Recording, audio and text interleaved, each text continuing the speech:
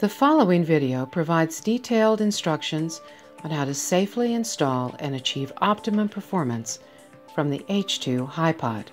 One of the most advanced hybrid hydrogen fuel devices in the world, the H2HYPOD's sleek and easy-to-install system promises to have a positive impact on air quality, directly related to vehicle pollution.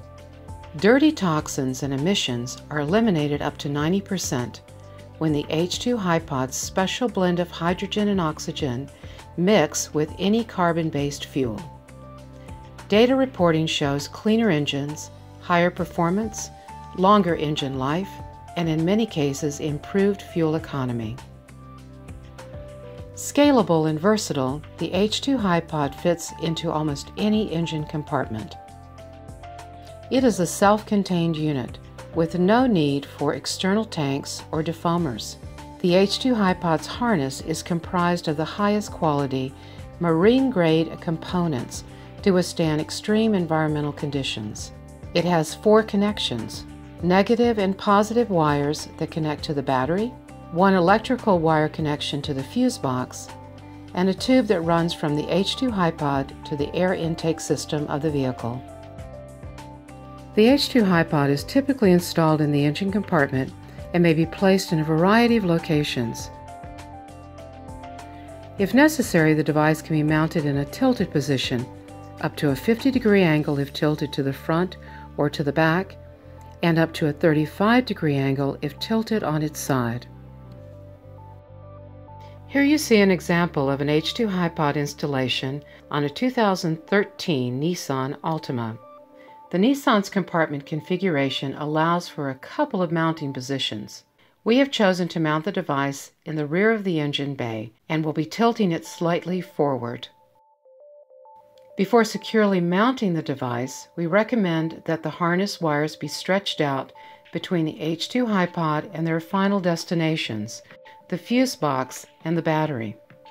This will ensure that the wiring will not interfere with any of the vehicle's general maintenance requirements. The H2HYPOD is powered by the electricity generated by the vehicle's battery. It is important to make sure the device is operational only when the vehicle is running. To ensure this is the case, we will turn the vehicle's ignition switch to the key on position before attempting to locate the ignition switch fuse which will power the device. Of special note, some newer vehicles require the engine to be running in order to accomplish this task.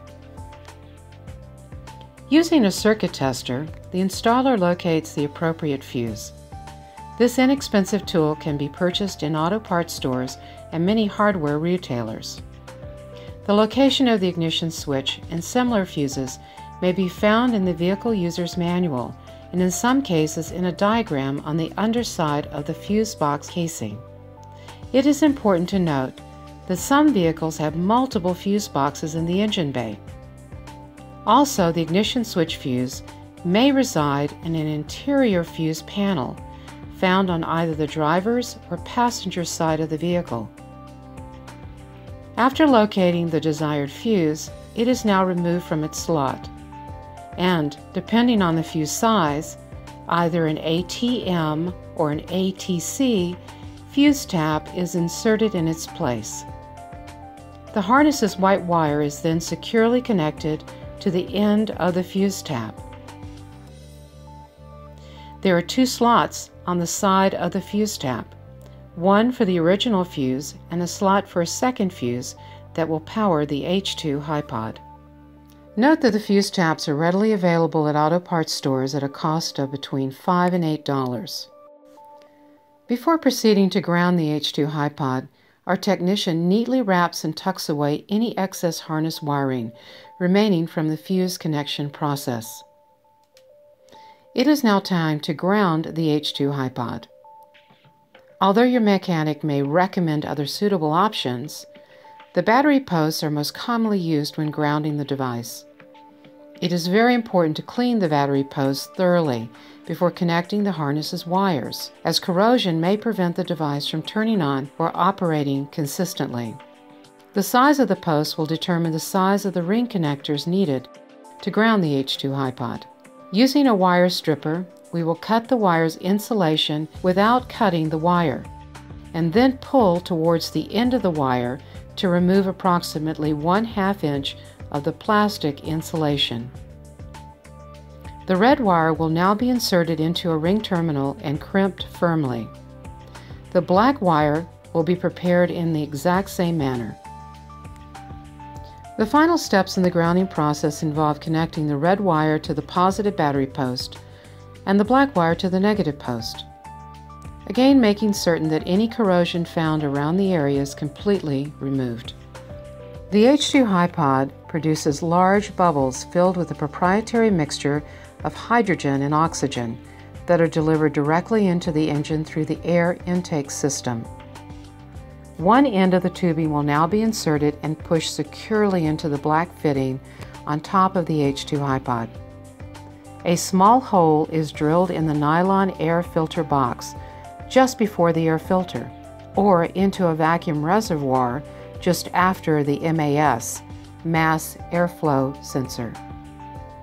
The hole must be slightly smaller than the tubing to ensure a snug fit. Sufficient length should be available and the tubing should be arched to avoid any valleys where moisture may collect.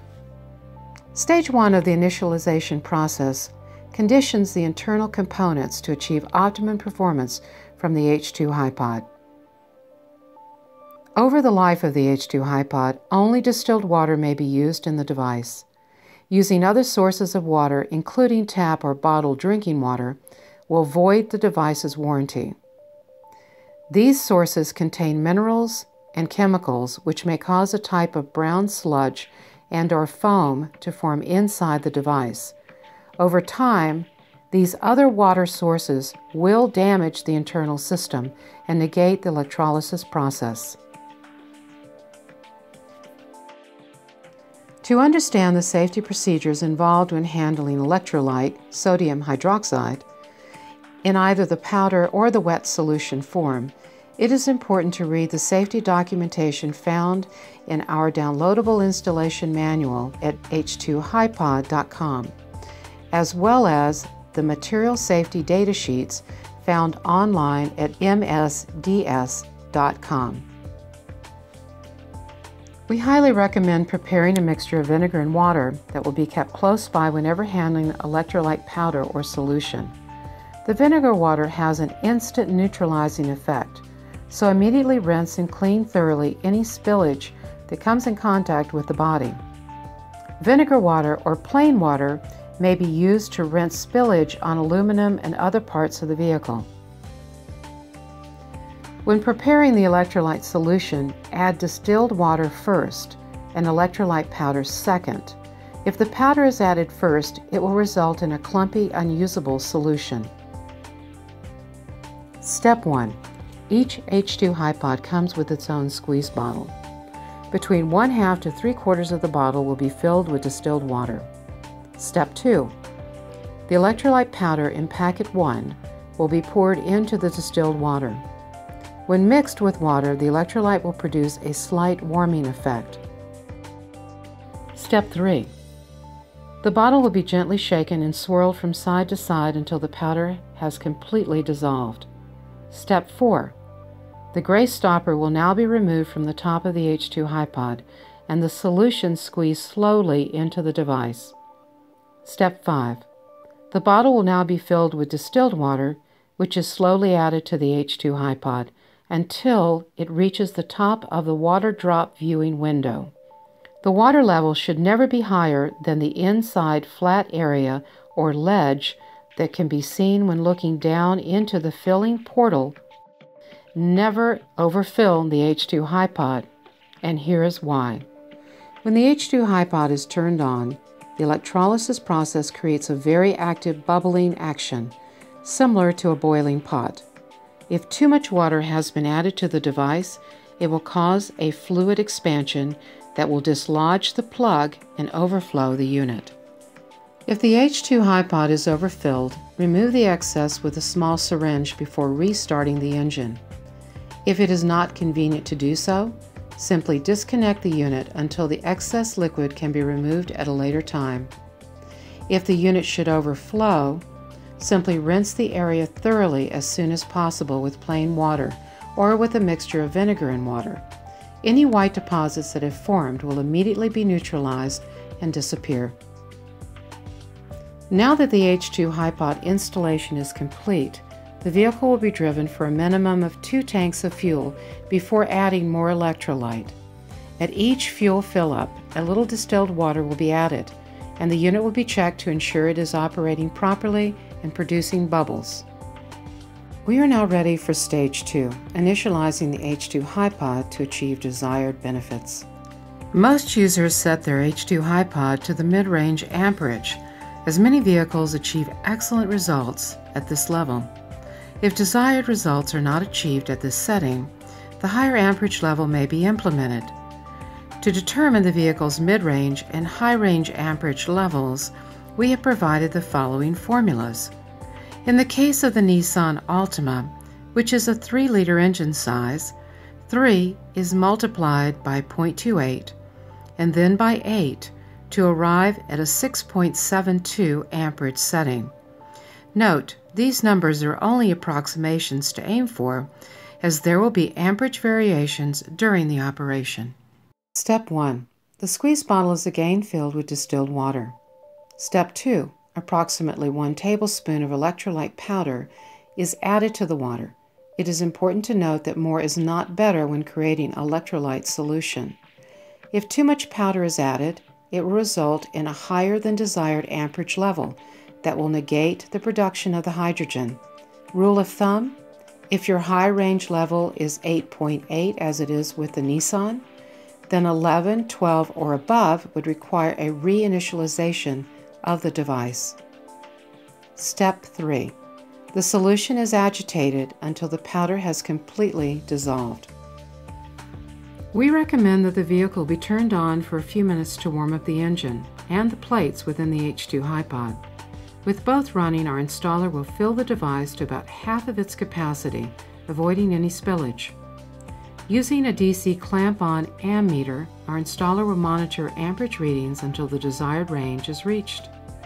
For the Nissan, with a 6.72 mid-range level target, amperage readings between 6.5 and 7.5 would be optimum. Again, these are approximations. We have included the model number of our recommended DC ammeter. You will note in the image on the upper left, the meter is attached to the red wire. If a minus sign appears on the meter next to the number, flip it over and reattach to get a positive reading. If the ammeter reading is more than 3 points above the high range calculated number, which would be 8.8 for the Nissan, we recommend the unit be unhooked, rinsed, and reinitialized. The device may be rinsed with tap water, but it is important to do a short rinse with distilled water to remove any remaining tap water residue. Large performance engines or vehicles pulling or hauling heavy loads may experience too much engine vacuum, which can pull water from the H2HYPOD. The main goal is to ensure the hydrogen enters the engine while avoiding high vacuum levels known to be directly inside the air intake tube. In this case, a T-fitting may be required. In the case of the average passenger vehicle, after initializing the H2HYPOD, no additional electrolyte will be needed for several months. At each fill-up, the driver should do a quick check to ensure the water level can be seen in the viewing window. More distilled water should be added until the level reaches the top of the water drop. Again, remember never to overfill the device. We suggest that when the vehicle is due for its scheduled oil change, the mechanic should check the amperage level. If the reading is below the mid-range number, a small amount of electrolyte should be added to return the device to its normal operating amperage. For heavy use or industrial vehicles, the water and amperage level should be checked more frequently. Troubleshooting tips. If the H2HYPOD ceases to produce a bubbling action or the device is not operating properly, check the following. Number 1, the device contains water and that the level can be seen in the viewing window.